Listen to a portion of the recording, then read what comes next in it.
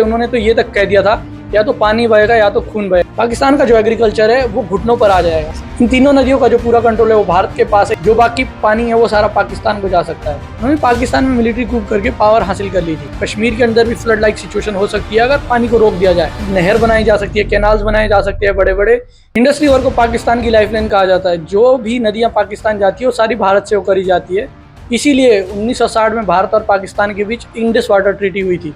ये treaty sign की गई थी 9 सितंबर 1960 को भारत के प्रधानमंत्री जवाहरलाल नेहरू और पाकिस्तान के प्रेसिडेंट मोहम्मद अयूब खान के बीच। तो यहाँ पर आप सोच रहे हो कि पाकिस्तान के प्रधानमंत्री ने ये ट्रीटी साइन क्यों नहीं की, क्योंकि उस समय पाकिस्तान के अंदर कोई भी प्रधानमंत्री नहीं था। मोहम्मद अयूब खान जो प्रेसिडेंट थे पाकिस्तान के, उन्होंने पाकिस्तान में मिलिट्री कूप करके पावर हासिल कर ली थी। और इस ट्रीटी की जो मध्यस्थता है वो वर्ल्ड बैंक ने की थी। देखिए, पहलगाम में जो हमला उसके बाद भारत ने इंडस वाटर ट्रीटी को रोक दिया है और इसके बाद पाकिस्तान भी बहुत ज़्यादा बौखला गया है। पाकिस्तान में पानी की कमी होने लग गई है और पाकिस्तान के कई सारे मंत्रियों ने कई सारे बयानबाजी कर दी, जिनमें से पाकिस्तान के जो फॉरेन मिनिस्टर थे उन्होंने तो ये तक कह दिया था या तो पानी बहेगा या तो खून बहेगा। तो इतना ज़्यादा इंपॉर्टेंस है इंडस वाटर ट्रीटी की।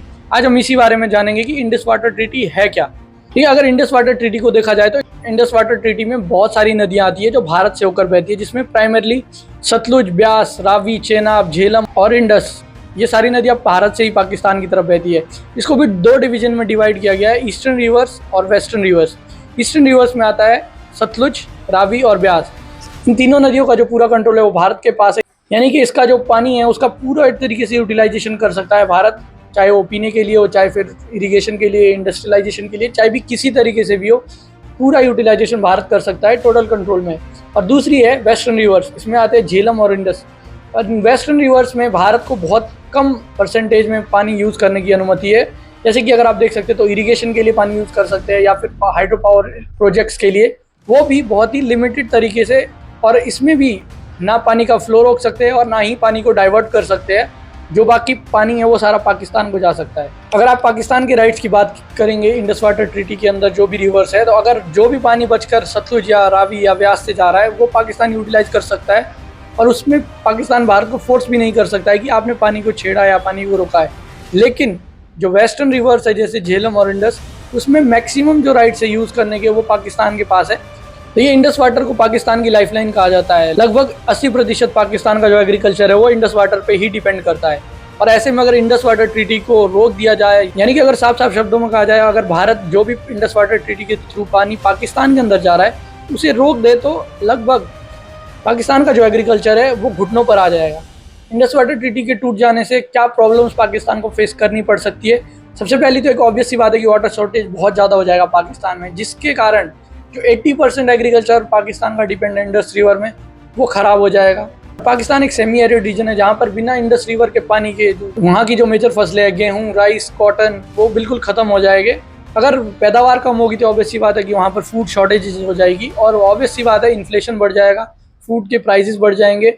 और पिछले कुछ समय तक जिस प्रकार से पाकिस्तान आटे के लिए तरस रहा था, पर इसी तरीके से आटे के लिए तरसना पड़ेगा दोबारा से पाकिस्तान को। और अगर इंडस वाटर ट्रीटी कैंसिल हो जाती है तो इसमें दूसरा जो बहुत बड़ा इम्पैक्ट पाकिस्तान के अंदर आएगा वो है एनर्जी क्राइसिस। पाकिस्तान के जो भी बड़े पावर प्रोजेक्ट्स है वो इंडस वाटर ट्रीटी के अंदर जो रिवर्स आती है उसके ऊपर ही बने हैं, जैसे कि मंगला, टरवेला। और अगर पाकिस्तान के अंदर पानी कम हो जाएगा तो ऑब्वियस सी बात है पावर जनरेशन भी कम हो जाएगा, लोअर इलेक्ट्रिसिटी प्रोडक्शन होगा, जिसके कारण कई सारी इंडस्ट्रियां बंद करनी पड़ सकती है, बिजली की कमी हो जाएगी और ऑब्वियस सी बात है इंडस्ट्रीज बंद हो गई तो फिर बहुत सारे लोगों का रोजगार चला जाएगा। तीसरा जो बहुत ही बड़ा मेजर इशू सामने आएगा पाकिस्तान, वो इकोनॉमिक क्राइसिस।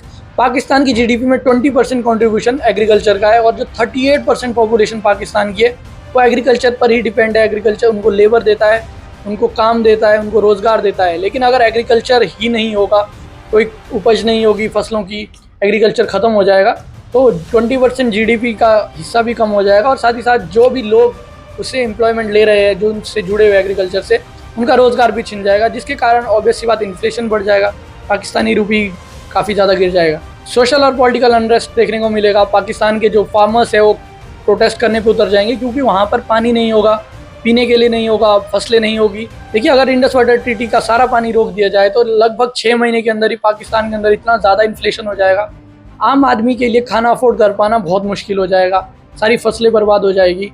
इसी कारण सोशल और पॉलिटिकल अनरेस्ट देखने को मिल सकता है। यहाँ पर फार्मर्स प्रोटेस्ट करेंगे और ये भी देखने को मिल सकता है कि पाकिस्तान के अंदर मिलिट्री है, वो पावर को हथिया ले, मिलिट्री कू करके गवर्नमेंट को ओवरथ्रो करके शायद इमरजेंसी डिक्लेयर कर दे और इंडिया के खिलाफ एक बड़ी जंग का ऐलान भी कर दे। यही कारण है कि पाकिस्तान बहुत ज़्यादा डेस्परेट नज़र आ रहा है इंडस वाटर ट्रीटी के अभियान से। और यहाँ पर देखने को मिल सकता है किस प्रकार की भाषणबाजी पाकिस्तान के नेताओं द्वारा की जा रही है। पाकिस्तान के फॉर्मर फॉरेन मिनिस्टर ने तो ये तक कह दिया था कि या तो पानी या तो खून। अब सवाल ये आता है कि इंडिया इतना पानी रोक सकता है, इंडिया क्या कर सकता है जिसकी वजह से इंडस वाटर ट्रीटी का जो पानी है वो रुक जाएगा। क्योंकि अभी का सिनेरियो देखा जाए तो इतना ज़्यादा पानी रोकना बहुत ज़्यादा मुश्किल है, क्योंकि बहुत ही तेज़ी से बहने वाली नदियाँ हैं और कंटिन्यूसली फ्लो होने वाली 12 महीने इनमें पानी चला रहता है। अगर हम इस पानी को बिना किसी प्री प्रिपरेशन के या फिर बिना किसी तैयारी के रोकने की कोशिश करें, डैम्स में रोकने की कोशिश करें, तो ये शायद बैकफायर भी कर सकता है। क्योंकि जो ये सारी नदियाँ हैं वो कंटिन्यूसली फ्लो करती है और यहाँ से कश्मीर के अंदर भी फ्लड लाइक सिचुएशन हो सकती है अगर पानी को रोक दिया जाए। यहाँ पर हम क्या कर सकते हैं कि ज़्यादा से ज़्यादा डैम बना सकते हैं इन नदियों पर, ताकि पानी का फ्लो रोका जाए और पानी का स्टोरेज किया जाए और बाद में इन्हीं पानी को डाइवर्ट किया जाए इरीगेशन के लिए।